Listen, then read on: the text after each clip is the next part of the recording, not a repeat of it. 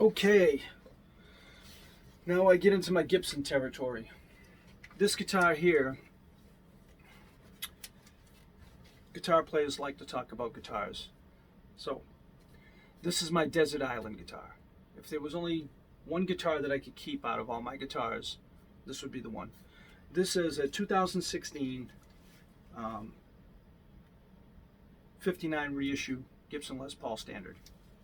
I don't know if you can see the quilt on it. It's a beautiful guitar.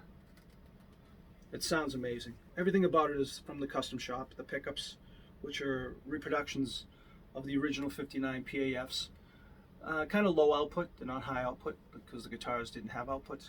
So what Gibson does is they found the best PAF, replicas, 59 sounding pickups, and then they recreated them in the custom shop, and that's what these are. It's got a rosewood fingerboard, and it has the cherry red mahogany body. This is a one-piece mahogany body and a one-piece neck.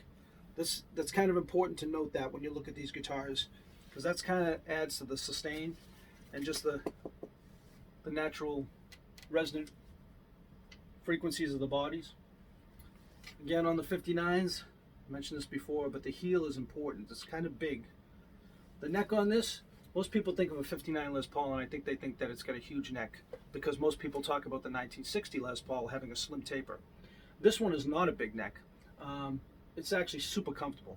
It's more reminiscent to me of a Fender C, but the shoulders are a little wider, which I like. One interesting thing, if you're ever looking at these guitars, is that you'll see on the binding, because the whole guitar is shot in nitrocellulose lacquer, which is what they used back in the 50s. The actual tint, you see how it bleeds into the binding? That's very natural. And that'll change. If I was to take this guitar outside and let it sit for a few hours out in the sun, that actually would probably clear up and go away. It's just the nature of how the tint that they use in the stain when they built these guitars. But it's true to spec. So this guitar is what they refer to as a VOS, like vintage old stock. It doesn't have any wear marks, but all the hardware has been kind of aged to look like an old vintage spec guitar.